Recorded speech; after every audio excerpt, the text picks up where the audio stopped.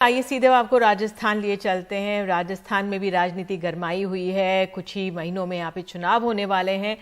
अजमेर में आपको बता दें, अजमेर से पैदल चलते हुए जयपुर जाएंगे सचिन पायलट, कांग्रेस के नेता। 125 किलोमीटर की ये संघर्ष यात्रा है जिसको ये नाम दिया है सचिन पायलट ने। भ्रष्टाचार का वो विरोध कर रहे हैं। तो अजमेर के बांदर सिंदरी में कांग्रेस के नेता सचिन पायलट, उनकी यात्रा निकल रही है। ये तस्वीरें आप स्क्रीन पर देख रहे हैं। 125 किलोमीटर की है। तो मुझे बताया जा रहा है सचिन पायलट अब हमारे साथ जुड़ गए हैं। सचिन, बहुत बहुत धन्यवाद जुड़ने के लिए। किस तरह से यात्रा आगे बढ़ रही है, क्या अनुभव? देखिए, ये जनसंघर्ष यात्रा किसी के विरोध में नहीं है, किसी के खिलाफ नहीं है।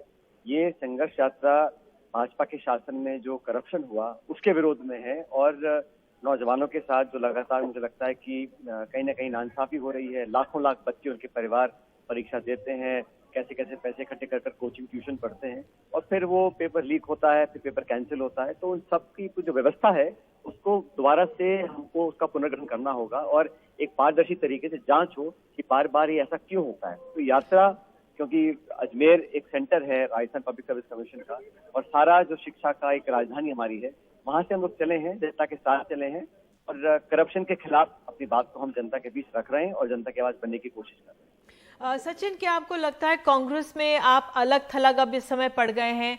क्या कोई शीर्ष नेतृत्व आपके साथ आके जुड़ने वाला है? जिस तरह से कहा जा रहा था शायद राहुल गांधी भी पहुंचेंगे। नहीं, ऐसा नहीं है। मैं समझता हूँ हमारी पार्टी हमेशा से ही करप्शन के खिलाफ रही है और हमारी पार्टी ने हमेशा से ही नौजवानों को महत्व दिया है। अब उनका भविष्य अगर अंधकार में जाता वो देख रहे हैं तो निराशा होती है। उनको संभालने का, उनको सुनने का, उनको उम्मीद जगाने का काम हम सब लोगों का है और उसी काम को मैं कर रहा हूँ। जो इंचार्ज है कांग्रेस के रंधावा जी, उन्होंने कहा है ये आपकी निजी पर्सनल यात्रा है। राजनीति में इस तरह से निजी यात्रा तो नहीं होती। मैंने सुना नहीं उन्होंने क्या बोला रंधावा साहब ने, लेकिन मैं इतना जानता हूँ कि कर्नाटक में हम लोग चुनाव जीतने जा रहे हैं कांग्रेस पार्टी, क्योंकि हमने वहां के जो भाजपा के मुख्यमंत्री हैं श्री बोमई, उनके ऊपर ये आरोप लगाया कि ये 40% कमीशन सरकार है और हमारे आरोपों को जनता ने स्वीकार किया। इसलिए तो कांग्रेस को आज वहां वोट पड़ा है। और ये राजस्थान में हुआ, जब वसुंधरा जी मुख्यमंत्री थी तो तमाम करप्शन हुआ। भू माफिया, बजरी माफिया, जमीन माफिया, शराब माफिया, हम सबने सामूहिक रूप से बहुत से आरोप उन पर लगाए थे। अब उन आरोपों की 4-4.5 साल तक जांच नहीं हो रही। इस मुद्दे को मैंने पहले उठाया। ये नहीं है कि मैं आज सो के उठाऊं। मैं 1.5-2 साल से चिट्ठियां लिख रहा हूँ, आवेदन कर रहा हूँ, आग्रह कर रहा हूँ, निवेदन कर रहा हूँ। 1 महीने पहले मैंने अनशन किया इस मांग को लेकर, लेकिन दुर्भाग्यवश अभी तक कोई कार्रवाई हुई नहीं है। तो मैं तो इतना ही चाहता हूँ कि पब्लिक की आवाज को हम लोग सुने। अब चुनाव 6 महीने दूर रह गए, अब पब्लिक में जाएंगे तो जनता पूछेगी ना, आपने आरोप लगाए थे 5 साल तक, आपने किया क्या उसका? तो अब देखिए ना सचिन, कुछ महीनों में यहाँ पे चुनाव होने वाले हैं और प्रधानमंत्री ही, जिस दिन वोटिंग थी, प्रधानमंत्री खुद नाथद्वारा पहुंचे। उनका काफी लंबा यहाँ पे कार्यक्रम रहा। उन्होंने रोड शो यहाँ पे किया, मंदिर गए, वो फिर ब्रह्म कुमारी के आश्रम वहां पर भी गए। तो प्रधान और तमाम हजारों करोड़ों की परियोजनाओं का भी वहां पे शिलान्यास किया गया।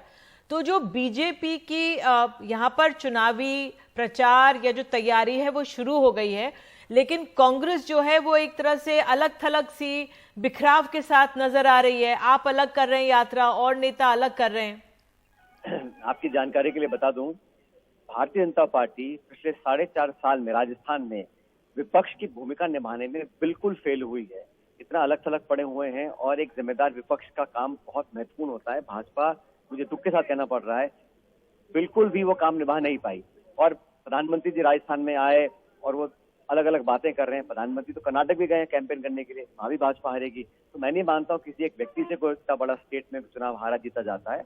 हम लोग सिर्फ सैद्धांतिक रूप से जो मेरे मुद्दे हैं, मैं दोबारा कहना चाहता हूँ, मैं किसी के खिलाफ नहीं हूँ, द्वेषपूर्ण भावना से कार्रवाई नहीं करना चाहता हूँ। और वसुंधरा जी हो चाहे कोई और भी हो, वो सब मेरे से बहुत बड़े हैं, मैं उनका सम्मान करता हूँ व्यक्तिगत रूप से। लेकिन पॉलिटिकली जो हमने अपना कमिटमेंट किया है लोगों के साथ, उसको तो निभाना पड़ेगा।